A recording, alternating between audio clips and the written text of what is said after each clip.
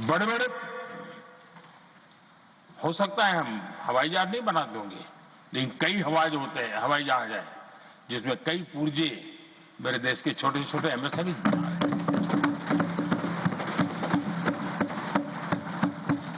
आदरणीय सभापति जी, देश में हुए इन प्रयासों का नतीजा सबके सामने है। बड़े बड़े देश भारत के साथ व्यापारिक संबंध बनाने के लिए बहुत ही आतुर है। यूरोपीय संघ का ट्रेड डील हो, अमेरिका के साथ अभी अभी हुआ जो ट्रेड डील हो, और कल हमारे पीयूष जी ने सदन में विस्तृत जानकारी भी दी है, और पूरा विश्व खुल करके इस ट्रेड डील का तारीफ कर रहा है। और उसमें जब यूरोपियन यूनियन के साथ ट्रेड डील हुआ तो विश्व को भरोसा हुआ कि अब वैश्विक स्तर पर स्थिरता की संभावना बढ़ेगी। अमेरिका के साथ ट्रेड डील होने के बाद विश्व को और भरोसा हो गया कि जो स्थिरता के एहसास हो रहा था, अब गति का भी एहसास होने लगा है। अब विश्व के लिए शुभ संकेत है। आदरणीय सभापति जी, इसका सबसे बड़ा लाभ हमारे देश के नौजवानों को होगा। और जब मैं नौजवान कहता हूं तो उसमें मध्यम वर्ग का भी नौजवान होता है, शहर का नौजवान भी होता है, गांव का नौजवान भी होता है, बेटा भी होती है, बेटी भी होती है। और इसलिए उसे टुकड़ों में न देखा जाए। मेरे देश के युवा के सामर्थ्य का हमें गौरव करना चाहिए, और उनके लिए पूरा विश्व बाजार अब खुल चुका है। अब उनके लिए अवसर ही अवसर है।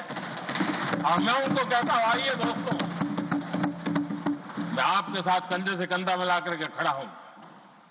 हिम्मत कीजिए, बढ़िए। देश आपके साथ खड़ा है और दुनिया आपका स्वागत करने के लिए इंतजार कर रही है। आदरणीय सभापति जी, जिस प्रकार से दुनिया में हमारे युवा प्रोफेशनल्स की मांग बढ़ रही है, इवन केयर गिवर्स की मांग बढ़ रही है, हर कोई मिलता है हमें इस प्रकार के लोग चाहिए। कुछ लोग तो अपना स्पेशल ऑफिस यहां बना रहे हैं रिक्रूट करने के लिए, योग्य टैलेंट की खोज के लिए। इसका मतलब हुआ कि भारत के प्रोफेशनल्स के लिए भी विश्व में बहुत बड़े अवसर बन रहे हैं। आदरणीय सभापति जी, ये संसद का उच्च सदन ये एक प्रकार से राज्यों का प्रतिनिधित्व करता है। और जो चर्चा की बारीकियां मैंने देखी, मेरा मन कहता है कि थोड़ा स्तर इसका ऊपर होना चाहिए था, और वहां से तो ज्यादा होना चाहिए। वो तो कितने साल तक सरकारों में रहे हैं, वहां से जरा चर्चा का स्तर ऊंचा होना चाहिए था, लेकिन उन्होंने ये मौका भी गंवा दिया।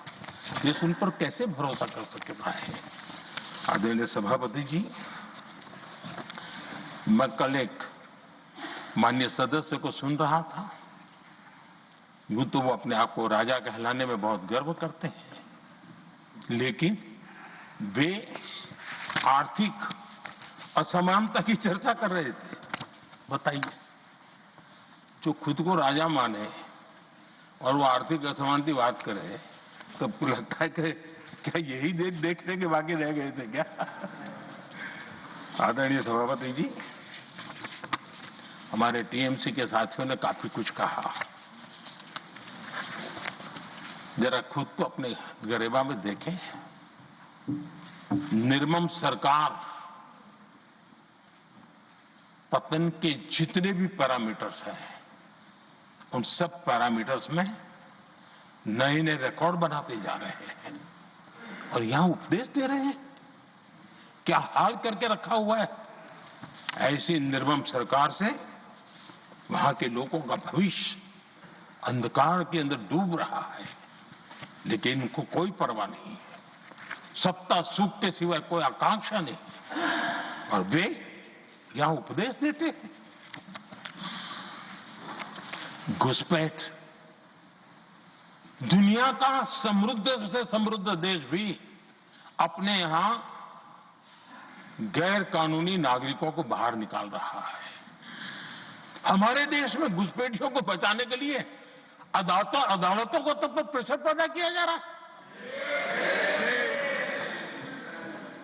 मेरे देश का नौजवान कैसे ऐसे लोगों को माफ करेगा जो घुसपैठियों की वकालत करने के लिए ताकत लगा रहे हैं। और घुसपैठिए मेरे देश के नौजवानों के हक छीन रहे हैं, उनकी रोजी रोटी छीन रहे हैं, आदिवासियों की जमीन छीन रहे हैं। ലോകത്തെവിടെയായാലും ഏത് സമയത്തും 24 വാർത്തകളും ഓഗ്മെന്റഡ് റിയാലിറ്റി പാക്കേജുകളും എക്സ്പ്ലെയിനറുകളും വിശദമായി കാണാൻ ഞങ്ങളുടെ യൂട്യൂബ് ചാനൽ നിങ്ങൾക്ക് സബ്സ്ക്രൈബ് ചെയ്യാം.